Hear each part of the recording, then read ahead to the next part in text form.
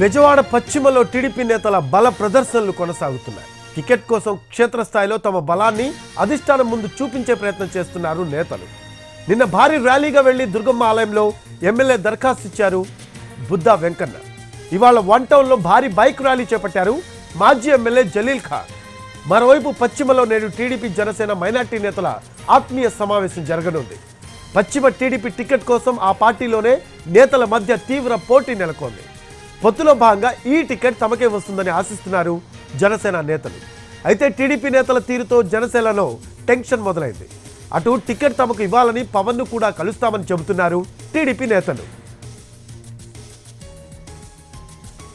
బెజవాడ పశ్చిమ టికెట్ కోసం టీడీపీ నేతల మధ్య వార్ మరింత ముదురుతోంది. పశ్చిమ టికెట్పై మైనార్టీలు ఆందోళనలో ఉన్నమాట వాస్తవమే అన్నారు మాజీ ఎమ్మెల్యే జలీల్ ఖాన్. చంద్రబాబు ఈసారి టికెట్ మైనార్టీలకు ఇస్తారన్న నమ్మకం ఉందన్నారు జలీల్ ఖాన్. పవన్తో కలిసి ఇక్కడి పరిస్థితి వివరించారంటున్న జలీల్ ఖాన్తో మా correspondent face to face. Vijayawada పశ్చిమ నియోజకవర్గం సీటుకు సంబంధించి అటు టీడీపీ జనసేన మధ్య ఆసక్తికర పరిణామాలు అయితే చోటు చేసుకుంటున్నాయి. ఈ సీటుకు సంబంధించి జనసేనకి కేటాయిస్తారనేది ఒక ప్రచారం జరుగుతుంది. మరోవైపు టీడీపీ నేతలు కూడా తమకే కేటాయించాలని కూడా చెప్తున్న నేపథ్యంలో మాజీ ఎమ్మెల్యే జలీల్ ఖాన్ కూడా మైనార్టీ కోటాల్లో తనకి సీటు కేటాయించాలని డిమాండ్ చేస్తున్నారు. ఇక బుద్దా వెంకన్న అయితే నేరుగా అప్లికేషన్ కూడా అమ్మవారి ఆలయంలో కూడా ఇచ్చిన పరిస్థితి, ఆయన బల ప్రదర్శన చేసిన నేపథ్యంలో మనతో మాట్లాడడానికి మాజీ ఎమ్మెల్యే జలీల్ ఖాన్ ఉంది. సార్, ఎలా చూస్తారు మొత్తం పశ్చిమ టీడీపీ టికెట్కి సంబంధించి చాలా పోటీ వస్తుంది, ఒక జనసేనకు సంబంధించి పొత్తు అనేది కూడా ఒకవైపు ఉంది, ఎలా చూస్తారు? ఇప్పుడు ఒకటి, మేము చంద్రబాబు గారు నమ్ముకొని లోకేష్ గారిని నమ్ముకొని తెలుగుదేశం పార్టీలో ఉన్నాం. పొత్తు అనేది అవతల పార్టీ వాళ్ళు అడుగుతున్నమాట వాస్తవమే. కానీ విజయవాడ నుంచి శ్రీకాకుళం దాకా కూడా ఒక మైనార్టీ సీట్ ఇచ్చే అవకాశాలు లేవు. ఇప్పుడున్న పరిస్థితుల్లో గతంలో మా అమ్మాయి 61,700 ఓట్లు వచ్చినాయి. తెలుగుదేశం చరిత్రలో ఎప్పుడు ఇన్ని ఓట్లు రాలా.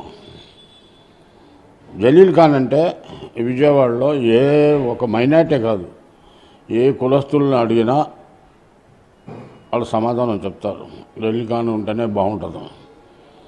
నేను అనేది ఏంటంటే, ఇప్పటికే రాష్ట్రంలో ఒక్క సీట్ అనౌన్స్ చేశారు మైనార్టీ. విజయవాడ పార్లమెంట్లో 1,75,000 ఓట్లు ఉన్నాయి ముస్లిమ్స్. అలాగే ఉమ్మడి జిల్లాలో దాదాపు 3 లక్షల ఓట్లు ఉన్నాయి. దీని ప్రభావం పార్లమెంటు క్యాండిడేట్ మీద పడుద్ది, మిగతా నియోజకవర్గాల్లో కూడా పడుద్ది.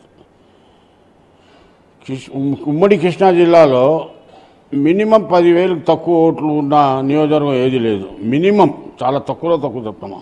ప్రత్యేకంగా మైనార్టీ సీట్ అనేది అలయన్స్లో అవతల పార్టీ అడగకూడదు. ఎందుకంటే వాళ్ళకి వచ్చేదే చాలా తక్కువ సీట్లు. బీసీలకి అన్ని చోట్ల వస్తాయి, ఎస్సీలకి వస్తాయి, తర్వాత కాపులకు వస్తుంది, కమ్మారికి వస్తుంది, రెడ్లకు వస్తుంది.